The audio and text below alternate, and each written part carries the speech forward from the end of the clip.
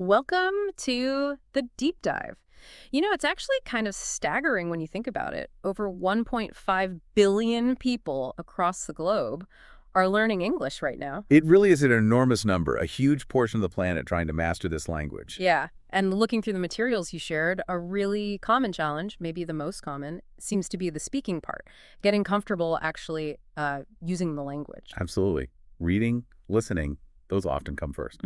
But speaking confidently, that's the goal for so many, and it's often the toughest hurdle. Right. So that's exactly what we're diving into today. Based on your sources, we want to explore how technology, and specifically this idea of interactive learning, can be, well, almost like a secret weapon for improving those English speaking skills. A secret weapon. I like that. It's a great way to frame it. Because the traditional methods, while valuable, often lack that dynamic practice element needed for fluency. So this intersection of tech and interaction is really promising. Okay, so let's start there then. This term interactive learning, what does it really mean in practice, especially compared to, say, just reading a grammar book? Well, think about that grammar book. That's mostly passive, right? You're taking information in. Interactive learning flips that. It's about doing. You're actively involved, clicking, speaking, responding, engaging with the material directly. So less like watching a cooking show and more like actually trying the recipe yourself. Exactly. Perfect analogy. And the sources you found highlight some key benefits. When you're interacting, you're often using multiple senses: hearing, seeing, maybe even touching or speaking. This tends to lead to better retention. You remember things better because you've done them. That makes sense. Plus, you get practice, you get feedback, sometimes you collaborate. It's much more dynamic. And as one of your articles noted, there's actual data showing higher engagement levels with these interactive methods compared to just, passively sitting through a lecture. Right. Okay, so if interactive learning is the what, let's talk about the how, the technology. What are some of the powerful tools people are using based on your research? Let's start with the obvious ones, language learning apps. Yes, the apps. Duolingo, Babbel, Rosetta Stone. Yeah. These are household names for many learners now. And what makes them effective, especially for speaking? Your notes mention gamification quite a bit. Yeah, gamification is huge for these platforms. They use things like points, leaderboards, unlocking levels, daily streaks. It taps into our basic desire for achievement and, well, fun. It makes it feel less like homework and more like, well, a game. Precisely. It can make learning feel, dare I say, addictive. In a good way, of course. It keeps you coming back for more practice. And the features themselves are inherently interactive, matching words, completing sentences, repeating phrases out loud, sometimes even basic speech recognition. So you're constantly doing something, getting that immediate feedback, even if it's simple. And crucially, it's a pretty low-stakes environment. You can mispronounce something, make a grammatical error, and the app just gently corrects you. There's no embarrassment. Okay, so apps are a big one. What about taking that immersion further? Your materials also mention virtual reality, VR. That sounds futuristic. It does, but it's becoming more real and accessible. Imagine putting on a headset, and suddenly you're not in your living room anymore. You're where? You could be at a virtual cafe in London, ordering a latte, or maybe in a simulated boardroom, practicing a presentation for colleagues. Wow, okay. That's definitely immersive. What's the core benefit there for speaking practice? It's that sense of presence, of being there. You're reacting to a situation, not just words on a screen.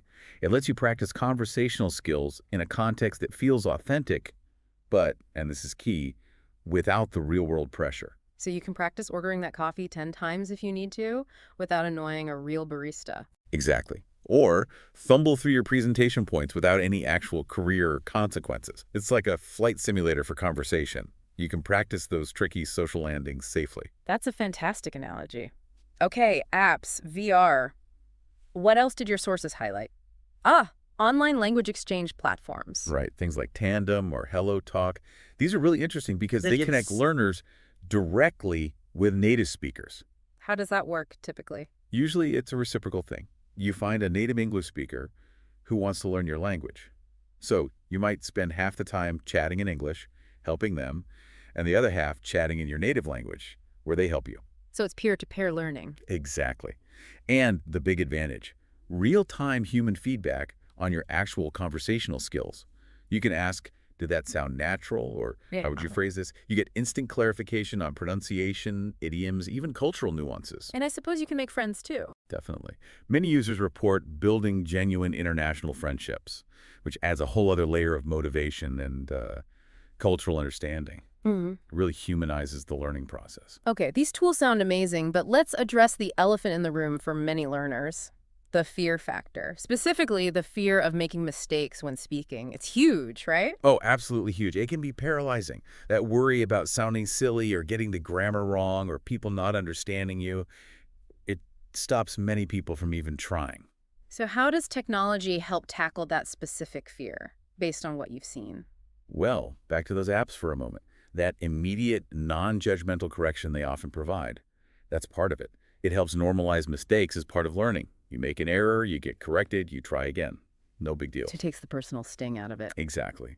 And even with VR or language exchange partners you meet online, there's often a lower sense of pressure than, say, speaking in a high-stakes meeting or to a stranger on the street. Your exchange partner knows you're learning. Right, they expect mistakes. It's part of the deal. Mhm. And another common hurdle is simply not having enough opportunities to actually speak Hmm. if you're not living in an English-speaking environment. Finding chances to practice can be really tough. For sure. And that's where things like online conversation clubs or forums come in. Your sources mention these as well. So like virtual meetups. Sort of. Yeah. Their online spaces could be part of a bigger platform or dedicated groups on social media or specific websites where learners can gather and just talk, discuss topics, practice debating, share experiences, all in English. Ah, so it creates a community of practice. Precisely. It provides that much-needed speaking time and connects you with other learners who understand the challenges. It's supportive. Okay, so we have interactive learning principles. We have these cool tech tools like apps, VR, exchange platforms, and ways to overcome fear and find practice partners online. But just knowing about these isn't enough, is it? Your notes really stress the need for a personalized approach. Absolutely critical. Language learning isn't one size fits all. What works brilliantly for one person might not click for another.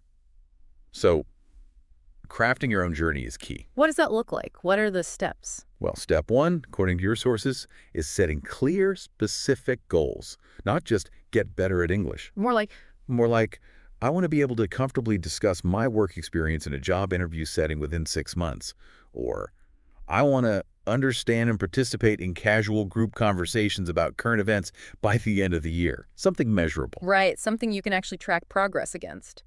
Okay, goal set. What's next? Then you choose your tools based on your goal, your learning style, and frankly, what you enjoy. Do you love games? Maybe focus on gamified apps, crave real interaction, prioritize language exchange, need specific scenario practice? Look into VR options if possible. Mix and match. Makes sense. Find the tools that fit you. And the final piece, arguably the most important, consistency. Ah, the C word. Showing up regularly. Exactly.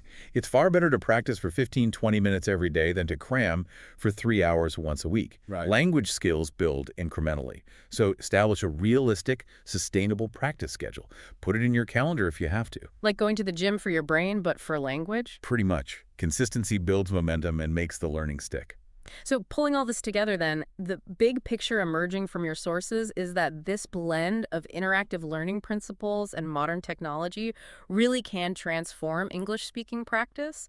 It makes it less daunting, potentially more fun, and ultimately more effective. That sums it up perfectly. It lowers the traditional barriers, fear of mistakes, lack of opportunity, and puts powerful, often personalized tools directly into learners' hands. The potential for progress is greater than ever. So for everyone listening who shared these source materials with us, if improving your spoken English is on your agenda, the encouragement here is clear. Start exploring, dip your toe in. Don't feel overwhelmed by all the options. Huh. Maybe pick one app that looks interesting or sign up for one exchange platform this week. Just take that first step. Find out what clicks for you, what fits into your life and matches your goals. It's about starting your personalized journey. Right. And maybe a final thought to leave you with as you embark on or continue that journey. Considering all these interactive tools and personalized approaches available now, how can you refine your strategy not just to hit your targets, but to genuinely find enjoyment and connection in the process of mastering spoken English? What's one small tweak you could make today to integrate these ideas more effectively into your own learning habit?